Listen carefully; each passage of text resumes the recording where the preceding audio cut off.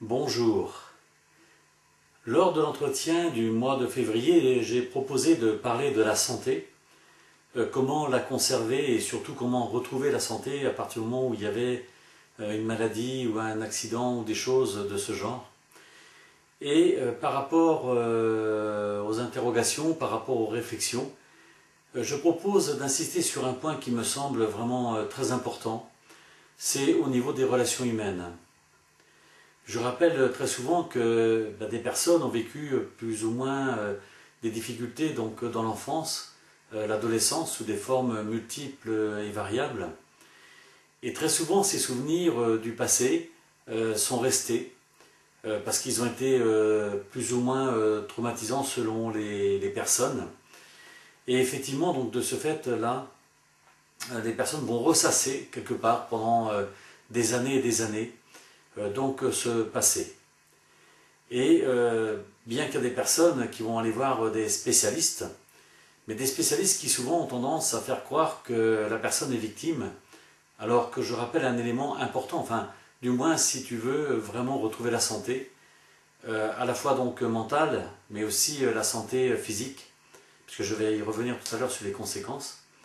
eh bien je rappelle que pour moi en tout cas, parce que je crois à la réincarnation, en dehors de toute notion de religion,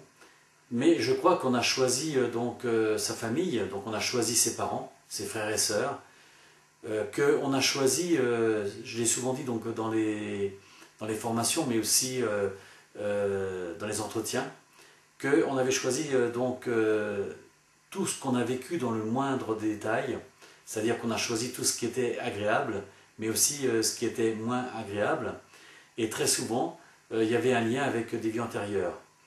Il se trouve que il y a une semaine, j'étais à Lyon et donc il y avait une journée où j'ai rencontré entre autres différents intervenants. Je pense à Daniel Meroy, mais je pense aussi à d'autres personnes qui étaient présentes et qui parlaient aussi des annales akashiques et qui parlaient justement des vies antérieures. Et là aussi, donc, tout en dehors de toute notion religieuse. Et donc, il disait aussi qu'effectivement, souvent ce que l'on vivait dans cette vie, à quelque niveau que ce soit, eh bien, effectivement, il y avait un lien très souvent avec des vies passées. Et que dans ce cas, effectivement, pour retrouver la santé, ou pour trouver des solutions à nos situations, eh bien, il pouvait être intéressant, effectivement, de faire ce retour dans les vies passées. Ça n'est pas une obligation, ça fait partie tout simplement des possibilités qu'on a à notre disposition pour pouvoir justement avoir une meilleure connaissance de soi. Et puis, si on maintient le fait qu'on est victime, qu'on le ressasse en permanence, eh bien, à un moment donné, ça va avoir des effets au niveau psychologique, mais ça va avoir aussi des effets au niveau de la santé. À chaque fois qu'on est effectivement dans l'agressivité, à chaque fois qu'on est dans le ressentiment, eh bien, c'est un véritable poison. Et j'ai observé que beaucoup de cancers eh bien, ont un lien avec, quand on fait les recherches, ont un lien avec justement ce passé. Et puis, il va y avoir aussi tout au long de la vie eh bien, des situations que la personne peut être amenée à vivre, que tu peux être amené à vivre, et qui vont provoquer de nouveau du stress, de la colère, puisque je rappelle aussi au passage qu'effectivement les choses qui n'ont pas été comprises dans l'enfance, dans l'adolescence ou plus tard, eh bien, vont revenir, mais toujours d'une manière amplifiée. Et donc, ce qui fait que ça va être relativement assez désagréable, parce qu'on a l'impression que les choses se répètent, mais elles se répètent tout simplement parce qu'on n'a pas compris le message que notre âme nous donnait. Et le message, c'est justement qu'on a choisi ces situations, qu'on est venu pour comprendre quelque chose, donc en lien avec justement ce passé. Et c'est que quand on l'a accepté, ça c'est vraiment très important, c'est quand on a accepté ce passé, qu'on en a compris le pourquoi, c'est là qu'à ce moment on peut rentrer vraiment dans une démarche, je dirais, de compréhension, de compassion et de libération du passé. Mais tant qu'on n'a pas accepté ce passé, il va se reproduire sous différentes formes, qui vont réactiver donc ces douleurs du passé et qui vont générer dans le corps, eh bien effectivement, l'équivalent pour moi, donc c'est l'équivalent d'un poison, et qui justement, entre autres, et très souvent, vont provoquer des cancers à des niveaux différents, selon les personnes, selon ce qui a été vécu, puisque là aussi on a observé des cancers qui sont liés, par exemple au niveau du cerveau, donc qui sont liés à la critique des autres, à la critique de soi, à la jalousie, au ressentiment. Mais ça peut être aussi, par exemple, des personnes qui ne vont pas s'aimer. Là, je pense à des femmes qui, le fait de ne pas s'aimer, par exemple, eh bien, soit elles vont provoquer inconsciemment bien sûr, une forme d'autodestruction en se créant donc un cancer au niveau de l'utérus ou très souvent au niveau du cancer du sein gauche. Par exemple, ce sont des exemples parce que là aussi il y a tellement d'exemples possibles et imaginables, comme par exemple il y a des personnes qui vont être dans le ressentiment et qui vont le verbaliser, donc ils vont être dans la critique et peut-être qu'elles vont avoir des difficultés majeures, donc au niveau de la gorge par exemple, où il va y avoir des complications, d'abord au niveau pulmonaire, des angines, des choses comme ça, mais sous des formes aussi différentes. Donc, autre élément très important aussi, à partir du moment où on est, enfin j'en ai parlé dans la vidéo précédente, si par exemple je ne suis pas à ma place professionnellement, eh bien il y a de fortes chances que je vais connaître le stress, et le stress va être aussi un phénomène d'autodestruction. Donc ce qui me paraît vraiment important, et j'insiste beaucoup là-dessus, notamment dans les groupes, et là j'explique comment est-ce que l'on peut faire, et qui permet vraiment d'aller vers la guérison, qui permet vraiment de retrouver une paix intérieure, c'est vraiment les démarches de pardon. Alors je rappelle que, encore une fois, donc je ne pardonne pas aux autres ce qu'ils m'ont fait, puisque en réalité je l'ai choisi. Non, je me pardonne, quelque part, d'avoir eu des pensées négatives vis-à-vis de ces personnes, puisque quelque part c'est moi qui les ai choisis, qui ai choisi ce qui s'est passé dans la relation à l'autre ou aux autres, et qui ont été plus ou moins compliquées. Donc c'est moi qui les ai choisis, quelque part pour réactiver, mais tout ça, ça se passe au niveau de l'âme bien sûr, pour réactiver en fait ce passé, pour le comprendre, l'accepter, et en fait donc le transformer, le transmuter en quelque sorte. Et pour arriver donc à une paix, c'est arriver vraiment à être en paix avec la personne concernée ou les personnes concernées. Alors, comment est-ce qu'on sait qu'on est vraiment en paix avec la personne? Comment est-ce qu'on sait que cette démarche a été bien faite intérieurement? Eh bien, on sait que ça a été bien fait quand on peut parler de la situation sans plus ressentir aucune émotion.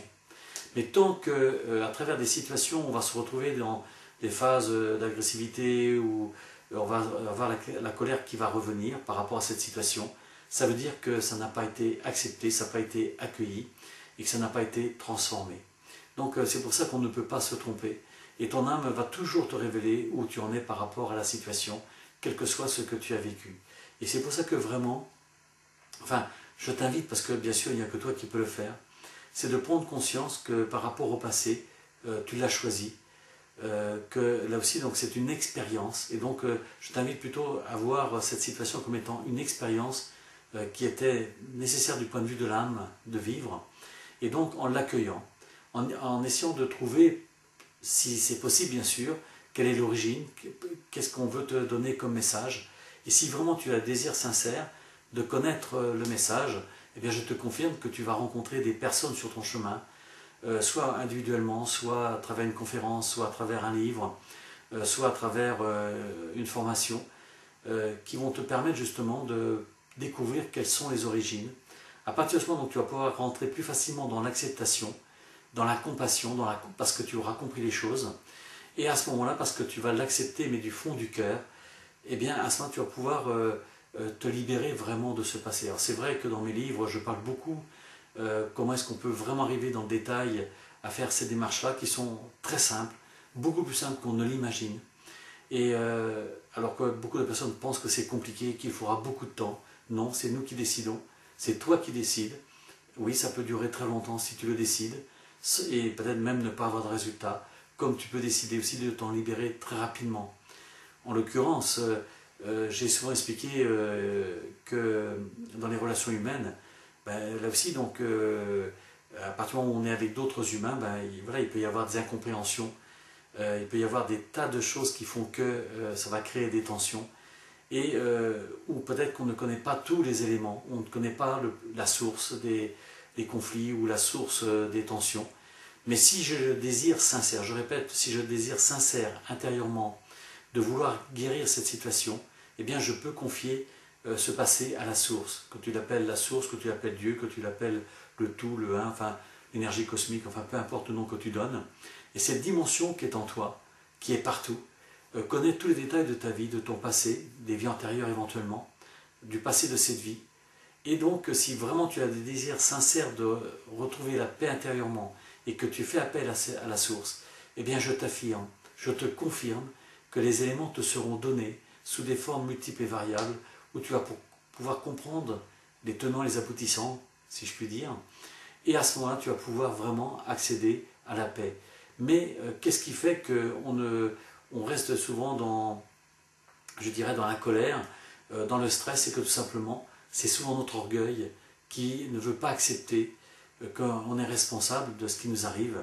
Et très souvent, donc, c'est plus facile, effectivement, de rejeter la faute sur l'autre, sur les autres, parce que nous, on se croit bien, et c'est toujours les autres, bien sûr, qui sont responsables de nos difficultés. Non, je répète, les autres ne sont pas responsables de nos difficultés, c'est nous qui avons créé la situation. Et ça veut dire aussi, et c'est ça aussi qui est vraiment fabuleux, ça veut dire que la solution est en nous. Et ce qui est vraiment extraordinaire pour l'avoir expérimenté, c'est qu'à un moment donné, on peut avoir des personnes qui nous critiquent, qui vont nous juger, qui vont peut-être faire des actions à notre encontre, mais curieusement, quand on est installé dans cette paix intérieure, eh bien, on devient intouchable en quelque sorte. C'est-à-dire qu'on ne peut pas être touché en profondeur, on peut être perturbé momentanément parce qu'il peut y avoir des jugements, des choses qui sont dites et qui sont gênantes quelque part pendant quelques instants. Mais je peux affirmer personnellement, autant j'étais très critique avant de faire la démarche, il y a, je dirais maintenant, 28 ans. Et je peux dire aujourd'hui, s'il y a 10 personnes qui m'ont dérangé, c'est un grand maximum. Mais si elles m'ont dérangé, donc je sais aussi que j'avais des choses à régler. Et je rappelle que c'est souvent les personnes qui nous dérangent le plus, qui nous permettent en réalité d'évoluer le plus dans la vie.